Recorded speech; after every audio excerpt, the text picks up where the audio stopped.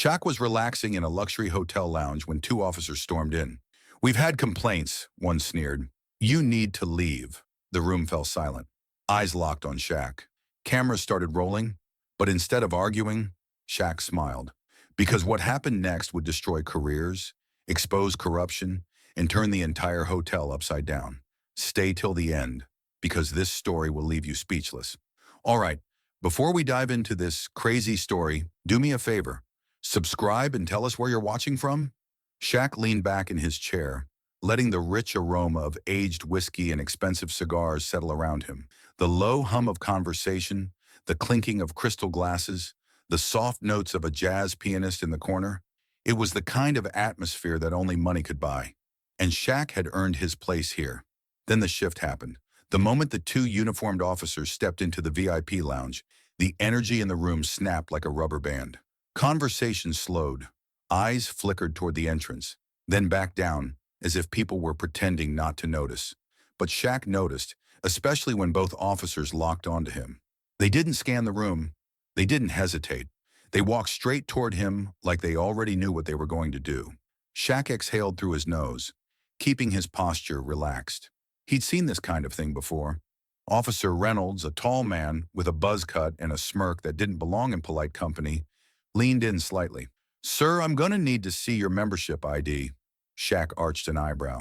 He wasn't the only black man in the room, but he was certainly the only one being questioned. Still, he kept his cool. No need to start a scene.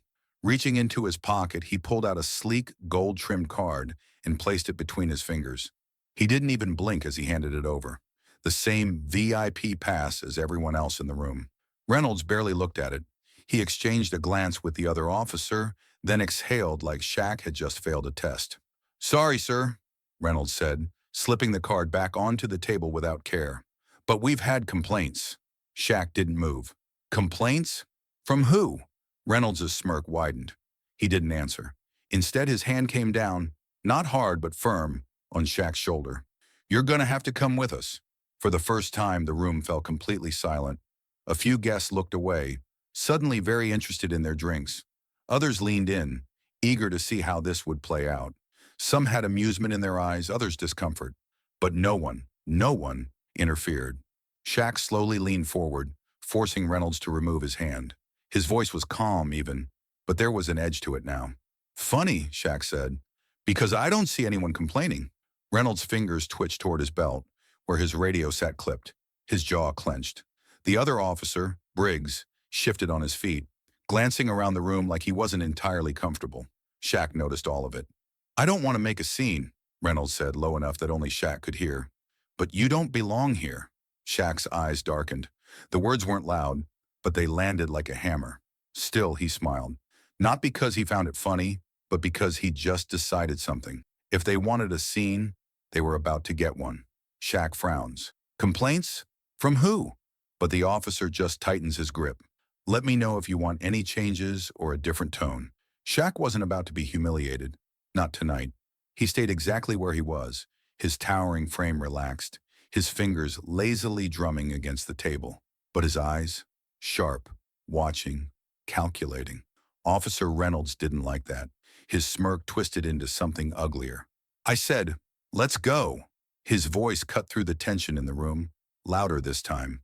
Now the whispers started. Guests leaned toward each other, muttering behind manicured hands. Some looked entertained, sipping their overpriced drinks like they were watching a show. Others shifted in their seats, uncomfortable but unwilling to interfere. A man in a tailored Navy suit chuckled under his breath. "This should be good." Shaq heard it, and he let his smirk widen just enough to make it clear. He wasn't going anywhere. That's when the hotel manager appeared. A middle-aged man with graying temples and a clipboard tucked under his arm. The kind of guy who made a career out of keeping rich people comfortable. Instead of addressing the officers, he turned to Shaq with a thin, practiced smile. "Sir, I think it's best if you cooperate." Shaq let out a short laugh, shaking his head. They really thought they could play him like this? Slowly, deliberately, he pulled out his phone, flipped the camera to video, and hit record. The screen reflected Officer Reynolds' annoyed expression, the growing audience behind him, and the manager's nervous stance. "This," Shaq said, voice smooth but firm, "is gonna be interesting." Reynolds' jaw clenched. He way over your gripped the radio on his shoulder and pressed the button.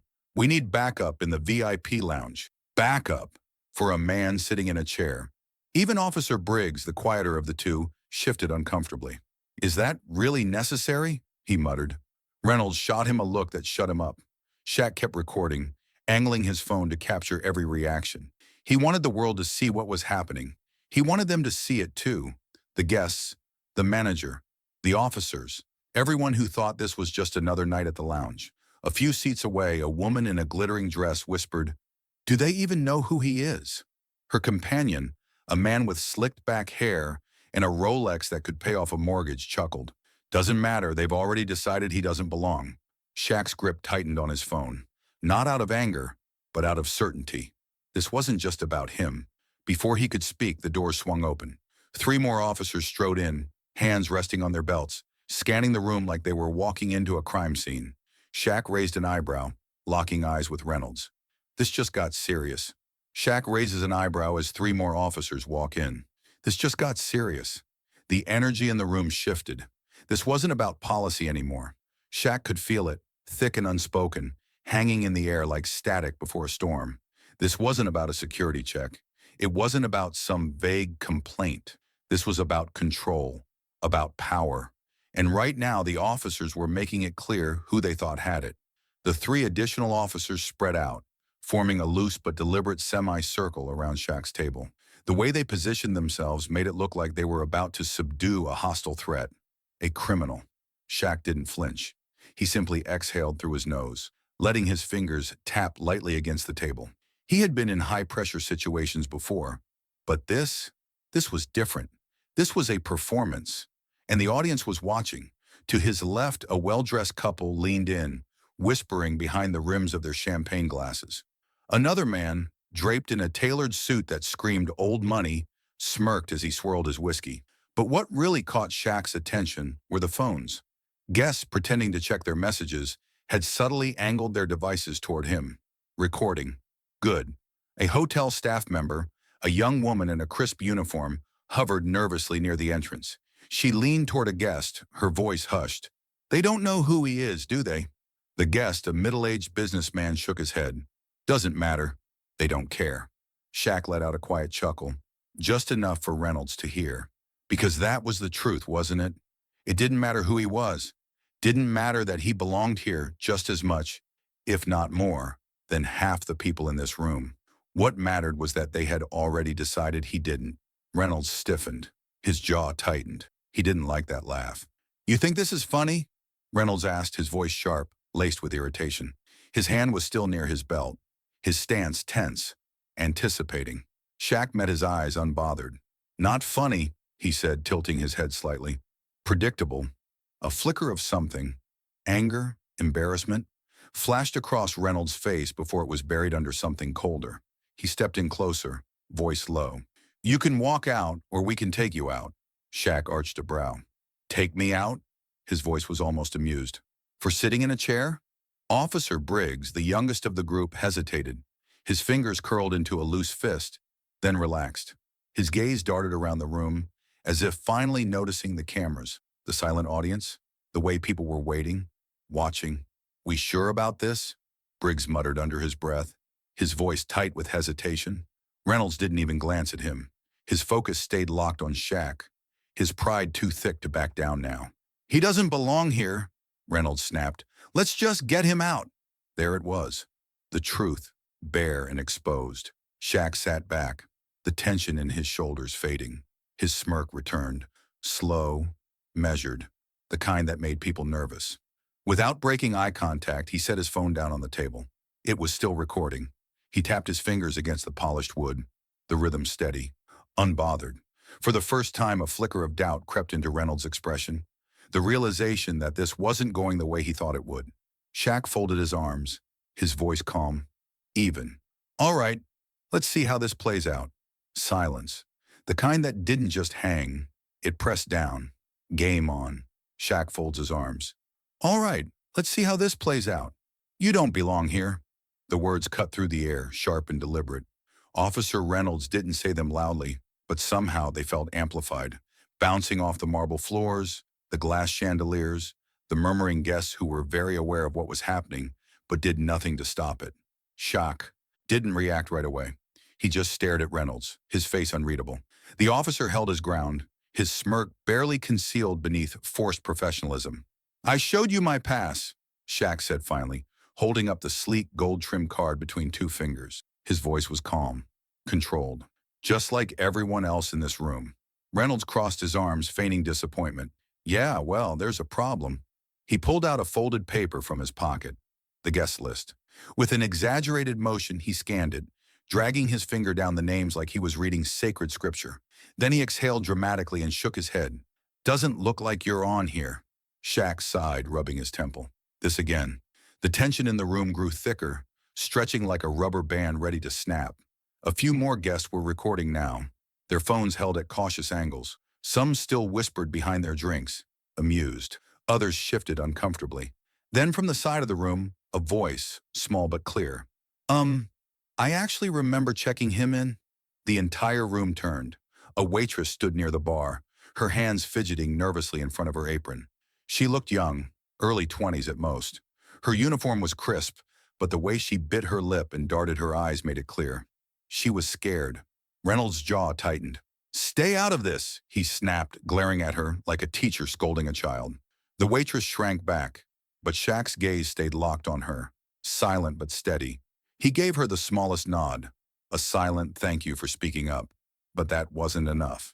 Shaq exhaled through his nose, pulling out his phone again. With a few taps, he dialed the number of someone who could put an end to this. He pressed the phone to his ear and waited. One ring, two, three, voicemail. Shaq didn't react, but Reynolds did. The officer's smirk stretched wider. "Guess that means you're out of luck." A soft chuckle broke through the tension. Shaq turned his head slightly toward the source. A businessman in an expensive suit, one leg casually crossed over the other, a half-empty glass of bourbon in his hand. He wasn't recording. He wasn't concerned. He was entertained. "Man, just leave," the businessman said, shaking his head. "You're embarrassing yourself." The room held its breath. For the first time that night, Shaq's expression changed. His jaw set, his eyes darkened. He turned slowly, locking eyes with the man. And then, with a voice steady and low, he said, "You might regret saying that." The businessman's smirk flickered, just for a second, but it was too late. Shaq locked eyes with him. "You might regret saying that." Shaq didn't need backup, but someone powerful just gave it to him. He barely blinked as the tension in the room thickened, the weight of his last words still lingering in the air. Across from him, the businessman who had mocked him moments ago sat a little straighter, his smirk now forced. Reynolds, still gripping his belt, hadn't moved, but there was a shift, the kind only visible to those who knew how to read a room, the kind that said he had realized something. Shaq was done playing along. Calmly, he reached for his phone, his fingers moving with precision as he scrolled through his contacts. The lounge had fallen into an eerie silence, one that made the soft clinking of ice in glasses and the distant murmur of hotel staff feel too loud. One ring, two. Then a deep, authoritative voice answered. "This is Mayor Harris." "What's going on, Shaq?" The shift was immediate. The air snapped with a sudden awareness that the situation had escalated beyond what anyone had anticipated. Eyes widened. Murmurs spread through the lounge like ripples in still water. Officer Briggs visibly tensed. Even some of the guests, especially the ones who had been enjoying the show, stiffened in their seats. But Reynolds, he flinched, just barely. But Shaq caught it. Shaq pressed a button, putting the call on speaker. He wanted everyone to hear. "Well," he said smoothly, his voice carrying through the room, "I'd love to explain, but I seem to be preoccupied." His eyes flicked toward Reynolds. "I've got some officers here who think I don't belong." Silence. Then Mayor Harris's voice hardened. "What?" Shaq could hear the change in tone, anger simmering beneath control. "Where are you?" the mayor demanded. "The Grand Lux Hotel," Shaq said, his tone still casual, though his grip on the phone was firm. There was a pause, then, "Put them on the phone." All eyes turned to Reynolds. For the first time since this started, uncertainty flickered across his face. It was quick, just a crack in the armor, but enough. His fingers flexed at his side, and for a split second, it looked like he was going to refuse. Then Shaq smirked and turned his attention to the hotel manager, who had been standing stiffly near the bar. his face pale. "You should take this," Shaq said, extending the phone. "I think the mayor wants a word." The manager hesitated, visibly hesitated. His hands twitched at his sides like he wasn't sure whether to reach for the phone or pretend he hadn't heard. But the weight of dozens of eyes on him made the decision for him. He took the phone. "Sir," the manager stammered. I didn't know it was him." The room collectively inhaled. A man near the bar muttered, "That's not going to go over well." Shaq leaned back, arms crossing over his chest, watching the manager fumble for words. Then, his voice smooth as ever, he said, "You shouldn't have to know who someone is to treat them with respect." The manager closed his eyes for a second, a quiet, defeated exhale slipping past his lips. Several guests, who had moments ago been whispering and smirking, now looked uncomfortable. Some shifted in their seats, adjusting their watches or pretending to check their phones, as if trying to distance themselves from the moment. Officer Briggs ran a hand over his mouth, eyes darting between Shaq and Reynolds. Then in a low voice he muttered, "Reynolds, man, we screwed up." Reynolds' jaw tightened. He was seething, not because he had been caught, but because he knew he had lost control. Then through the speakerphone, the mayor's voice returned, sharp, decisive, and unforgiving. 6 words that changed everything. "I'm on my way right now." The collective tension in the room shifted again, but this time, it was fear. Some guests subtly pushed their drinks away. Others exchanged uncertain glances, as if wondering if they had just witnessed a career-ending mistake. Shaq? He simply exhaled, his smirk widening just slightly. He knew what came next, and so did they.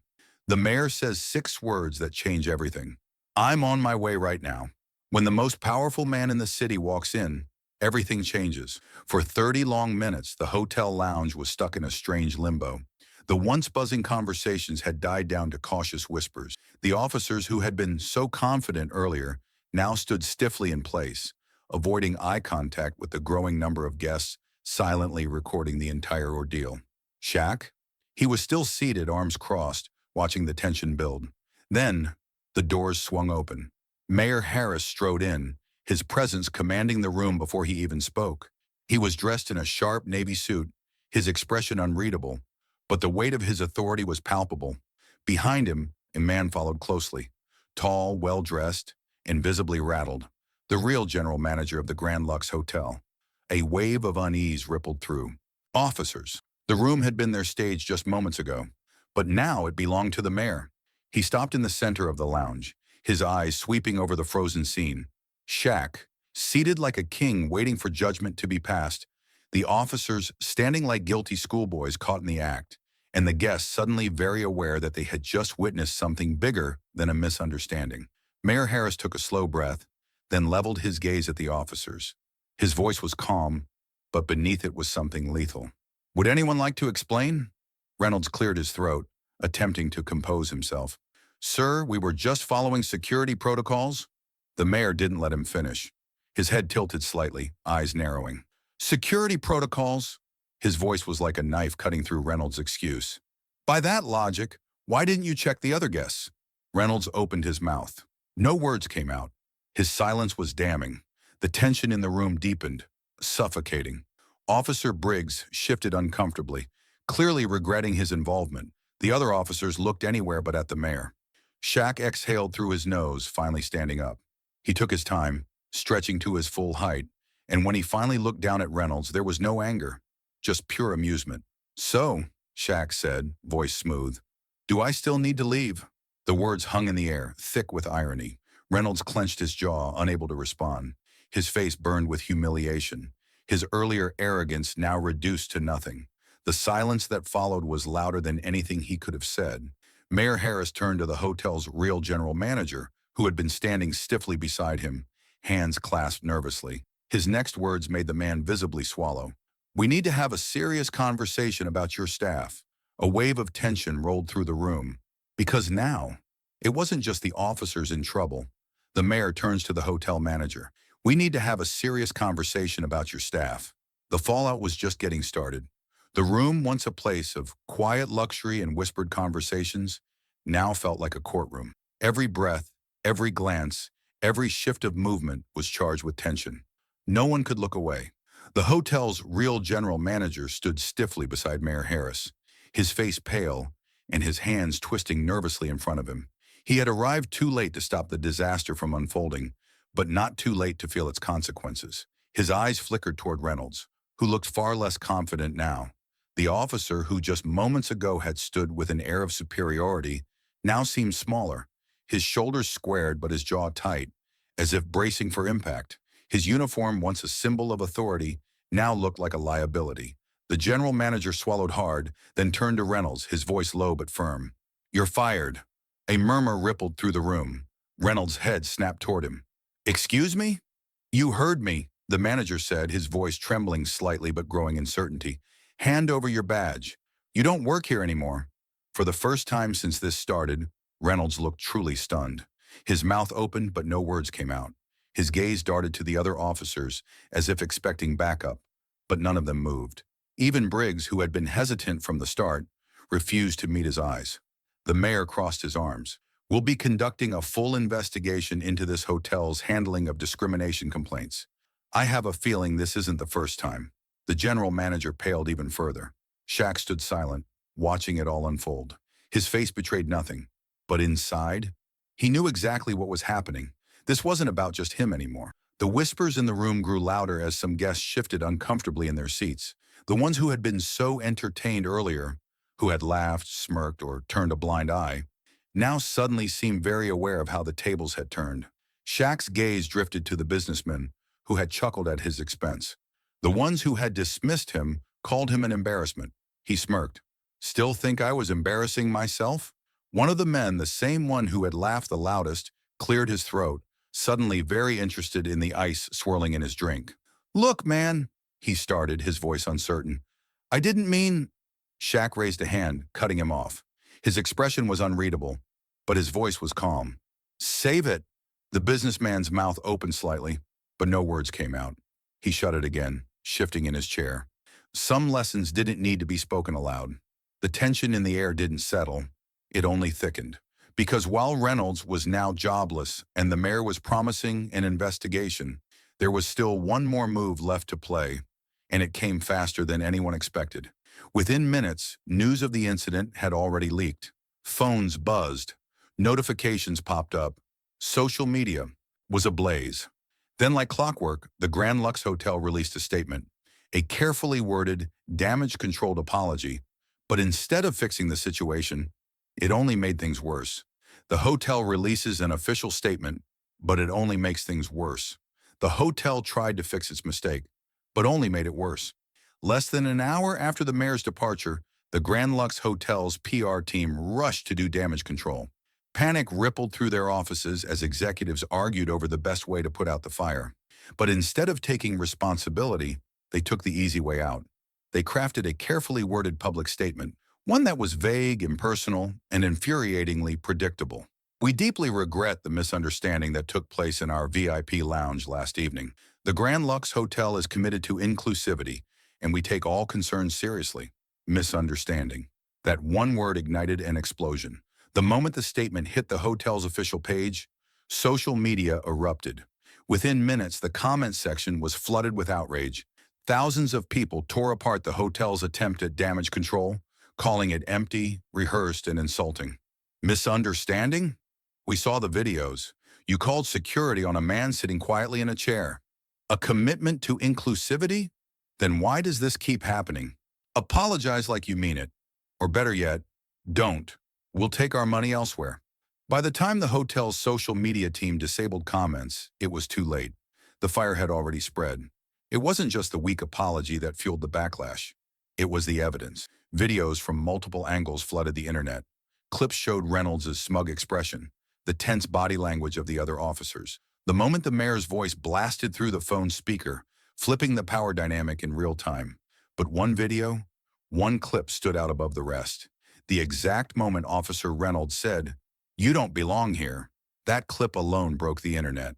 Within hours, it had racked up millions of views. News outlets picked it up. Activists dissected every second of the footage.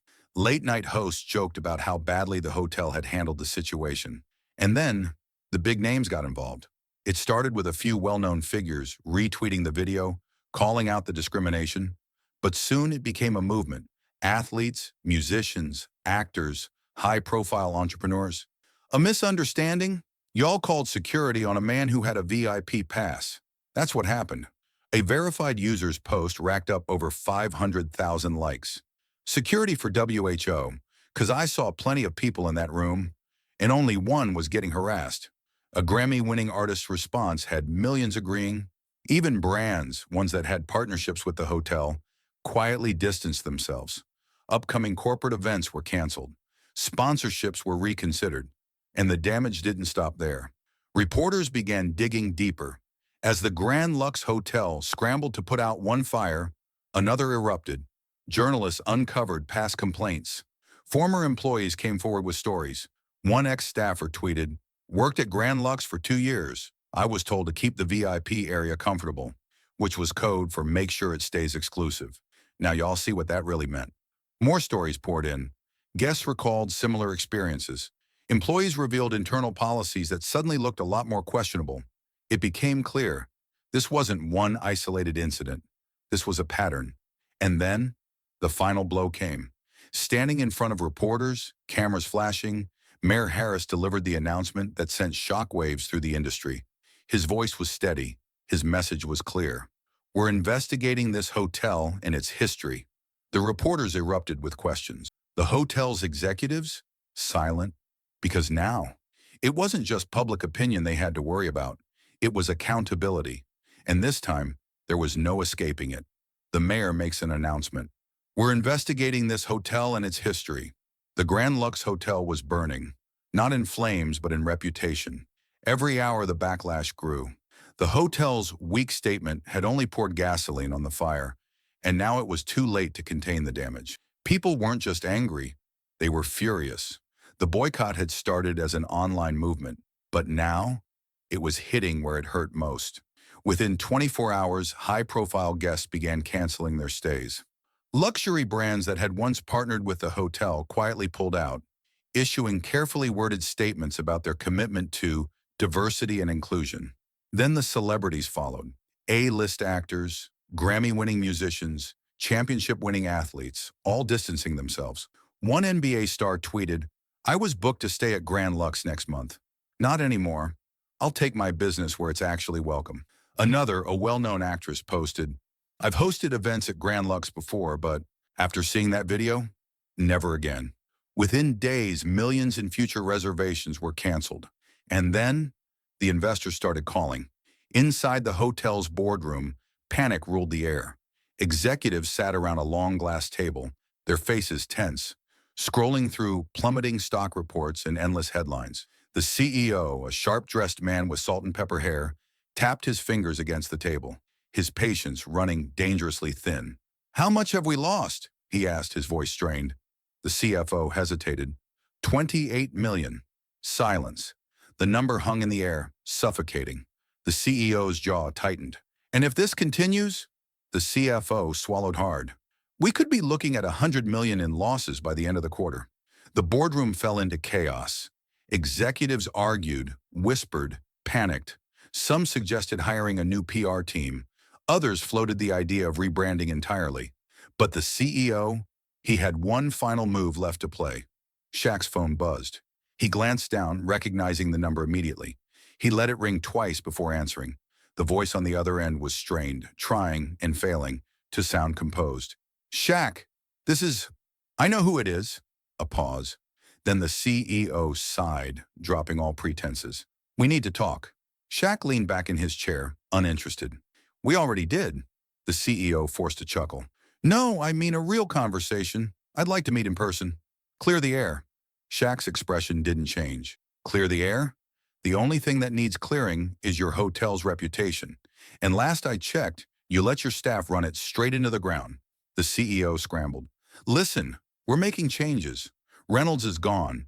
We've fired multiple employees, including security personnel. We're reviewing our policies." Shaq cut him off. "Now you care?" The silence that followed was heavy. Then the CEO tried one last play. "I'm prepared to make a generous donation. You name the cause, we'll write the check." Shaq exhaled, shaking his head. They still didn't get it. This isn't just about me. His voice was calm but firm, final. And with that, he ended the call. As the boycott grew, so did the consequences. Major events scheduled at the Grand Lux were relocated. High-end travel agencies removed the hotel from their recommendations. Former guests began sharing their own experiences, exposing a long history of exclusionary policies. And then, the news broke, a headline that made waves across the entire industry. The Grand Lux Hotel has been sold. New owner announced. The internet exploded. People speculated. Investors scrambled. Former guests cheered. Then the final reveal came. And guess who just bought the hotel? A new owner is announced. And guess who just bought the hotel? He didn't just win, he changed everything. The cameras flashed as Shaq stepped onto the grand stage, standing in front of the very hotel that had tried to throw him out just weeks ago. Only now, it was his. The media had been waiting for this moment. Crowds gathered, reporters held up microphones, and online streams had already racked up millions of views. Everyone wanted to hear what Shaq had to say. The Grand Lux Hotel, the symbol of exclusivity, arrogance, and discrimination, had fallen, and now it was getting a new beginning. Shaq adjusted the mic in front of him, taking in the moment. The gold-plated sign that once read Grand Lux Hotel was gone, replaced by a massive black tarp. The unveiling would come later. Right now, it was time to talk. He exhaled slowly before speaking. "I'm not here to celebrate a victory," he began, his voice steady but firm, "because this was never about winning." The crowd hung on his every word. "This was about something bigger," he continued. "The night I was thrown out of this hotel, people watched. Some laughed. Some filmed it. But the worst part? No one stopped it. Silence." The weight of that statement settled over the audience. He scanned the crowd, his eyes landing on familiar faces. Former employees, guests who had spoken out, the very people who had exposed what was really happening behind closed doors. "This wasn't an isolated incident," Shaq said, his voice carrying over the murmuring crowd. "It was a pattern, a system built to keep people like me, people like us, out of places we should have never been excluded from." The audience nodded, murmured, agreed. "That changes now." Shaq turned slightly, gesturing to the building behind him. "This hotel has a new owner." His voice didn't hold arrogance. It held certainty. "A new name, a new policy, a zero-tolerance policy for discrimination." Applause erupted, loud, powerful, unapologetic. But just as the cheers rose, movement from the side of the stage caught everyone's attention. The former hotel manager, the same man who had stood by and let the officers throw Shaq out, the same man who had hesitated before handing over the phone to the mayor, the same man who had only acted when his job was on the line. He stepped forward cautiously, microphone in hand, his face tight with regret. "Shaq, I just want to say..."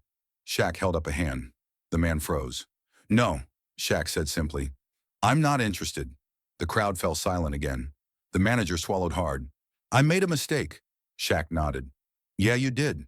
A pause. The tension was thick, uncomfortable. The camera zoomed in, capturing every expression, every flicker of emotion.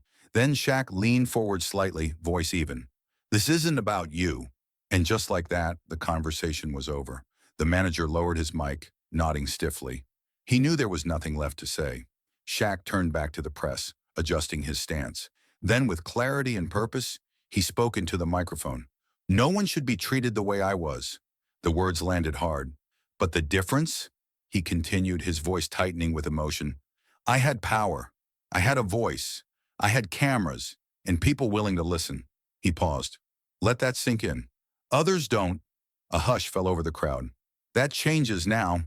The words weren't just a statement. They were a promise. Then, without another word, Shaq stepped to the side. Two hotel staff members stepped forward, grabbing the edges of the massive black tarp hanging over the new sign. The tension was electric. And then, they pulled.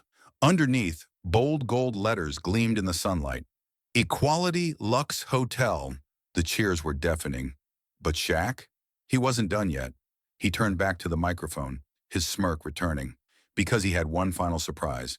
The hotel reopens under a new name, and Shaq has one final surprise. The biggest VIPs in the city didn't just show up for the reopening, they showed up to support Shaq. Luxury cars lined the entrance of what was once the Grand Lux Hotel, now reborn as Equality Lux. The golden letters gleamed under the soft glow of the city lights, a symbol of something greater than just a name change. This wasn't just an event, it was a statement. Inside, the atmosphere had transformed. The hotel, once an exclusive playground for the elite, now buzzed with a new kind of energy. The staff moved with confidence, the guests looked around with curiosity, and in the center of it all, Shaq stood tall. Cameras flashed as Mayor Harris made his way inside, shaking hands with Shaq before stepping up to the mic. "I don't normally make appearances at hotel openings," the mayor began, glancing at the eager crowd. "But this isn't just any hotel. This is proof of what happens when power is used to create change." Applause erupted, loud, meaningful. Shaq stood beside him, arms crossed, a small smirk playing at the corner of his lips. This wasn't just about business. It was about rewriting the rules. As the mayor continued his speech, Shaq's eyes scanned the new hotel staff, faces filled with hope, pride, and belonging. He had made sure of it. Gone were the gatekeepers, the employees who had let discrimination slide. In their place, a team personally trained to ensure respect, dignity, and fairness for every guest. But one new hire stood out above the rest. In the crowd, standing near the check-in desk, was a young woman in a navy blue blazer. She fidgeted with her name tag, eyes darting towards Shaq as if waiting for some kind of confirmation that this was real. Because just weeks ago, she was nothing more than a waitress, a low-level employee afraid to speak up. Now, she was head of guest relations. Shaq caught her staring and gave her a nod. The moment she had nervously defended him that night, risking her own job to tell the truth, she had proven she belonged in leadership. And now, she was in charge of making sure no guest ever felt unwanted again. She swallowed hard, then turned to a guest checking in, her first official task in her new role. Near the entrance, a couple watched everything unfold. "This is what real change looks like," one of them whispered. Shaq overheard it but didn't react. He didn't need to, because they were right.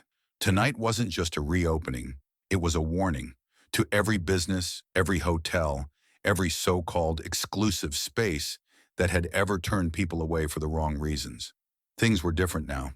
As Shaq turned back toward the main hall, he noticed movement near the entrance. A man stood just outside, half hidden in the shadows, hesitant to step inside. His hands were stuffed in his pockets, his shoulders slightly hunched, and his gaze darted around as if unsure whether he should even be here. He wasn't just any guest. He was the businessman who had mocked Shaq the night of the incident. And now, he looked very nervous. One final guest enters. A man who looks very nervous. Some people never forget a lesson, and some need to relearn it the hard way. Shaq stood near the bar, shaking hands with guests, when he noticed a shift in the energy near the entrance. Conversation softened, heads subtly turned, and then he saw him, the businessman from that night, the same man who had laughed, who had chuckled behind his glass of bourbon while Shaq was being humiliated, who had mocked him, dismissing the entire situation with one casual, degrading sentence. "Man, just leave. You're embarrassing yourself." Now, he wasn't laughing. He stood stiffly just inside the doorway, his hands jammed in his pockets, his expensive suit feeling less like armor and more like a weight pressing down on him. His gaze flickered over the room, over the familiar faces, over Shaq. And then, hesitantly, he stepped forward. The air grew thick, tense. Nearby guests noticed, some watching curiously, others pretending not to. But everyone felt it. The moment was unavoidable. He stopped a few feet away from Shaq, his throat bobbing as he swallowed. Then he did something no one expected. He exhaled, lowered his gaze for just a second, and said, "I was wrong." A murmur ran through the room. Shaq didn't say anything at first. He just studied the man, his expression unreadable. The businessman shifted uncomfortably. His ego, once unchecked, was now bruised, but not in the way he had once feared. This wasn't about reputation anymore. This was about accountability. He cleared his throat. "I should have spoken up that night. I should have—" He hesitated. "I saw it happening. I saw what they were doing. And I—" His voice faltered. "I just watched." He rubbed his jaw, exhaling. "That night replayed in my head more times than I can count. And the more I thought about it, the more I hated myself for staying quiet. For the first time, there was no smugness, No arrogance, just truth. A long silence stretched between them. Then, Shaq gestured to an open seat. You hungry? The businessman's brows lifted slightly, surprised. He hesitated, then slowly nodded, stepping forward and sitting down. And just like that, the lesson was clear. Respect first. Always. Nearby, someone whispered, "Damn." Shaq leaned back in his chair, glancing around the transformed space. The same hotel that once tried to throw him out now had a new purpose, a new identity, a new standard. He let out a slow breath, then spoke the last words of the night, the final statement that summed up everything. This isn't just my hotel, it's everyone's. And this time, everyone understood. Shaq's last words. This isn't just my hotel, it's everyone's.